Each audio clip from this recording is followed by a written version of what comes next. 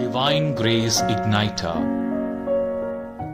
ಪ್ರಭು ಕ್ರಿಸ್ತರಲ್ಲಿ ನನ್ನ ಒಲವಿನ ಸಹೋದರ ಸಹೋದರಿಯರೇ, ಇಂದು ನಾವು ಪಾಸ್ಕ ಕಾಲದ 6ನೆಯ ಭಾನುವಾರದಲ್ಲಿದ್ದೇವೆ. ಆತ್ಮೀಯರೇ, ಪವಿತ್ರಾತ್ಮರ ವರಗಳಿಲ್ಲದೆ ನಾವು ಏನೂ ಸಹ ಮಾಡಲು ಸಾಧ್ಯವಿಲ್ಲ. ಸಮುದ್ರವಿಲ್ಲದ ಹಡಗಿನಂತೆ, ಮರವಿಲ್ಲದ ರೆಂಬೆಯಂತೆ, ಬೆಂಕಿ ಇಲ್ಲದ ಇದ್ದಲಿನಂತೆ ನಾವು ನಿಷ್ಪ್ರಯೋಜಕರಾಗಿರುತ್ತೇವೆ.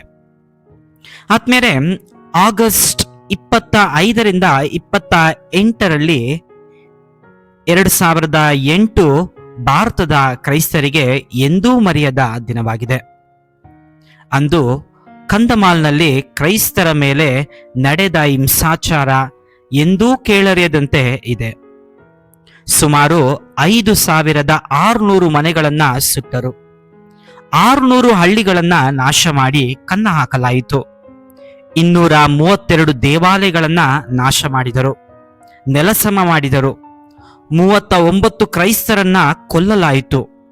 ಸುಮಾರು 54,000 ಜನರು ಮನೆ ಮಠಗಳಿಲ್ಲದೆ ಕಳೆದುಕೊಂಡು ತಿನ್ನಲು ಊಟವೂ ಸಹ ಇಲ್ಲದೆ ಪರದಾಡಿದರು. ಹಲವಾರು ಜನರನ್ನ ಬಲವಂತವಾಗಿ ಮತಾಂತರ ಮಾಡಲಾಯಿತು.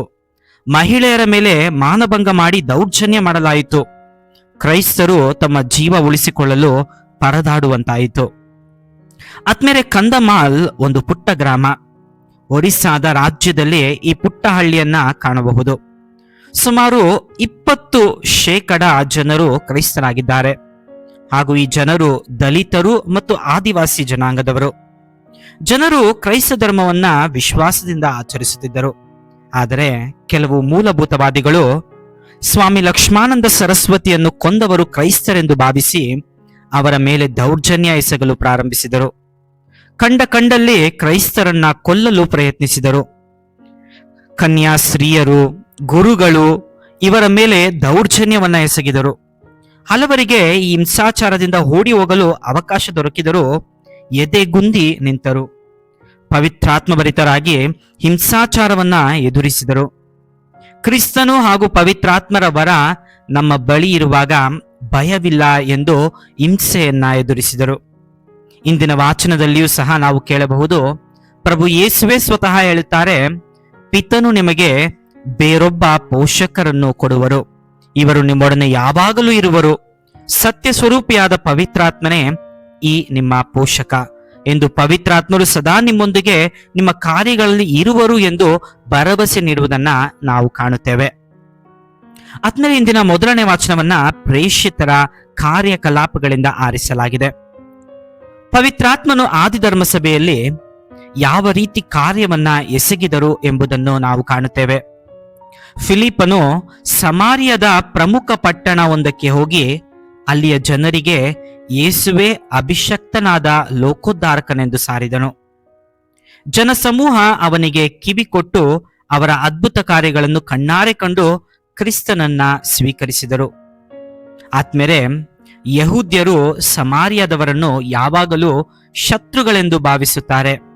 ಏಕೆಂದರೆ ನಾವು ಹಳೆಯ ಒಡಂಬಡಿಕೆಯ ಇತಿಹಾಸದಲ್ಲಿ ನಾವು ನೋಡಬಹುದು, ಇಸ್ರೇಲ್ ನಾಡು ಉತ್ತರ ಇಸ್ರೇಲ್ ಮತ್ತು ದಕ್ಷಿಣ ಇಸ್ರೇಲ್ ಭಾಗವಾಗಿ ವಿಭಜನೆಗೊಂಡಾಗ ಉತ್ತರ ಇಸ್ರೇಲ್ನನ್ನು ಅಸೀರಿಯಾದವರು ಆಕ್ರಮಣ ಮಾಡಿದರು ಹಾಗೂ ದಕ್ಷಿಣ ಇಸ್ರೇಲ್ ಅನ್ನು ಬ್ಯಾಬಿಲೋನಿನವರು ಆಕ್ರಮಣ ಮಾಡಿದರು. ರಾಜ ನೆಬುಕಡ್ನೆಜರನು ಜೆರುಸಲೇಮ್ ದೇವಾಲಯವನ್ನ ನಾಶ ಮಾಡಿ ಯುಕ್ತಿಯುತವಾದ ಕಲೆಗಾರರನ್ನು ಸೆರೆಮನೆಗೆ ಎಳೆದೊಯ್ದನು. ಉಳಿದ ಜನರು ತಮ್ಮ ಜನಾಂಗವನ್ನು ಬೆಳೆಸಲು ಬೇರೆ ಧರ್ಮ ಜಾತಿಯವರನ್ನ ಮದುವೆಯಾದರು. ಆ ಕಾರಣದಿಂದ ಯಹೂದ್ಯರು ಇವರನ್ನು ಅಪವಿತ್ರರು, ಅಶುದ್ಧರು ಎಂದು ಭಾವಿಸಿ ಸಮಾರಿಯಾದವರು ಎಂದು ಕರೆದರು. ಆದ್ಮೇಲೆ ಈ ರೀತಿಯಾದ ಭಿನ್ನಾಭಿಪ್ರಾಯವಿದ್ದರೂ ಫಿಲಿಪ್ಪನು ಮತ್ತು ಇತರ ಪ್ರೇಷಿತರು ಪ್ರಬೋಧನೆಯನ್ನ ಕೇಳಿ ಯೇಸುವಿನ ನಾಮದಲ್ಲಿ ದೀಕ್ಷಾಸ್ನಾನ ಪಡೆದರು.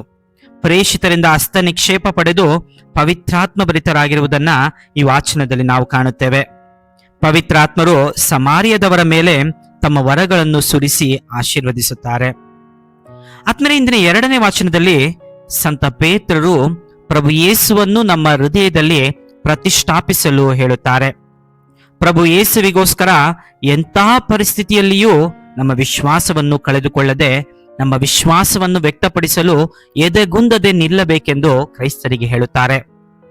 ಸಂತ ಪೇತ್ರರು ಹೇಳುತ್ತಾರೆ, ಕೆಟ್ಟದ್ದನ್ನು ಮಾಡಿ ಶಿಕ್ಷೆಯನ್ನ ಅನುಭವಿಸೋದಕ್ಕಿಂತ ದೇವರ ಚಿತ್ತವಾದರೆ ಒಳ್ಳೆಯದನ್ನು ಮಾಡಿ ಶಿಕ್ಷೆಯನ್ನು ಅನುಭವಿಸದೇ ಲೇಸು. ಆತ್ಮೇಲೆ ನಾವು ಅನೀತಿವಂತರಾಗಿ ಬಾಳುವುದಕ್ಕಿಂತ ನೀತಿವಂತರಾಗಿ ಬಾಳಬೇಕು. ಪವಿತ್ರಾತ್ಮರ ವರಭರಿತರಾಗಿ ಅವರ ಹಾದಿಯಲ್ಲಿ ನಡೆದು ಕ್ರಿಸ್ತನ ಮೌಲ್ಯಗಳನ್ನ ಪರರಿಗೆ ನೀಡಬೇಕಾಗಿದೆ. ಇಂದಿನ ಶುಭ ಸಂದೇಶದಲ್ಲಿ ಪ್ರಭು ಯೇಸು ತಮ್ಮ ಶಿಷ್ಯರನ್ನು ತೊರೆದು ಹೋಗುವ ಕಾಲ ಸಮೀಪಿಸಿದಾಗ ಅಲ್ಲಿದ್ದ ಶಿಷ್ಯರನ್ನು ಅವರು ಅನಾಥರಾಗಿ ಬಿಡಲು ಅವರಿಗೆ ಇಷ್ಟವಿರಲಿಲ್ಲ. ಆದ್ದರಿಂದ ಪೋಷಕರನ್ನಾಗಿ ಪವಿತ್ರಾತ್ಮರನ್ನು ಕಳುಹಿಸುವುದಾಗಿ ಭರವಸೆಯನ್ನ ನೀಡುತ್ತಾರೆ. ಯೇಸುವಿಗೆ ತಮ್ಮ ಶಿಷ್ಯರು ಎಷ್ಟು ಬಲಹೀನರು ಎಂದು ತಿಳಿದಿತ್ತು. ಆ ಕಾರಣದಿಂದ ಅವರು ಪವಿತ್ರಾತ್ಮರನ್ನ ಪೋಷಕರನ್ನಾಗಿ ಕಳುಹಿಸುತ್ತಾರೆ. ಎರಡನೆಯದಾಗಿ, ಯೇಸುವಿಗೆ ಸಾಕ್ಷಿ ನೀಡುವಾಗ ಶಿಷ್ಯರಿಗೆ ಎಡರು ತೊಡರುಗಳು ಎದುರಾಗುವುದು ಎಂದು ಅರಿವಿತ್ತು. ಅವರು ನಿಸ್ಸಹಾಯಕರು, ಹಲವಾರು ತೊಂದರೆಗಳು ಎದುರಾಗಬಹುದು ಎಂದು ಅರಿತ ಕ್ರಿಸ್ತರು ಅವರ ರಕ್ಷಣೆ ಮತ್ತು ಪಾಲನೆಗಾಗಿ ಅವರ ಪೋಷಕರನ್ನಾಗಿ ಪವಿತ್ರಾತ್ಮರನ್ನ ಕಳುಹಿಸುವುದಾಗಿ ಭರವಸೆಯನ್ನ ನೀಡುತ್ತಾರೆ. ಆತ್ಮೇಲೆ ನಮ್ಮ ಮನೆಯಲ್ಲಿ ಪೋಷಕರಾದ ನಮ್ಮ ತಂದೆ ತಾಯಿಯರು ನಮ್ಮ ಒಳಿತು ಕೆಡುಕುಗಳನ್ನು ಬಹಳ ಚೆನ್ನಾಗಿ ಅರಿತಿದ್ದಾರೆ. ಅದರಂತೆ ಪವಿತ್ರಾತ್ಮರು ನಮ್ಮ ಪೋಷಕರಾದರೆ ನಮ್ಮ ಒಳಿತು ಕೆಡುಕುಗಳನ್ನು ಅವರು ಅರಿತು ನಮ್ಮನ್ನು ಒಳ್ಳೆಯ ಮಾರ್ಗದಲ್ಲಿ ನಡೆಸುತ್ತಾರೆ. ಆದ್ಮೇಲೆ ಪ್ರಭು ಯೇಸು ಯೋಹಾನನು ಬರೆದ ಶುಭ ಸಂದೇಶ ಅಧ್ಯಾಯ 14:15 ಹೇಳುವಂತೆ, ನೀವು ನನ್ನನ್ನು ಪ್ರೀತಿಸಿದರೆ ನನ್ನ ಆಜ್ಞೆಗಳನ್ನು ಕೈಗೊಳ್ಳುವಿರಿ ಎಂದು ಹೇಳಿದ ಪ್ರಭು ಯೇಸು ಅವರ ತಂದೆಯನ್ನು ಅಪಾರವಾಗಿ ಪ್ರೀತಿಸಿ ಅವರ ಕಾರ್ಯಗಳನ್ನು ಕೈಗೊಂಡು ವಿಧೇಯರಾಗಿ ಜೀವಿಸಿದರು.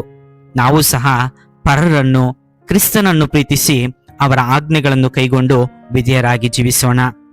ಎರಡನೆಯದಾಗಿ ಆತ್ಮೇಲೆ ಪವಿತ್ರಾತ್ಮರು ಪ್ರತಿಯೊಬ್ಬ ಕ್ರೈಸ್ತನ ಜೀವನದಲ್ಲಿ ದಾರಿ ತೋರಿಸುವ ದೇವರಾಗಿದ್ದಾರೆ.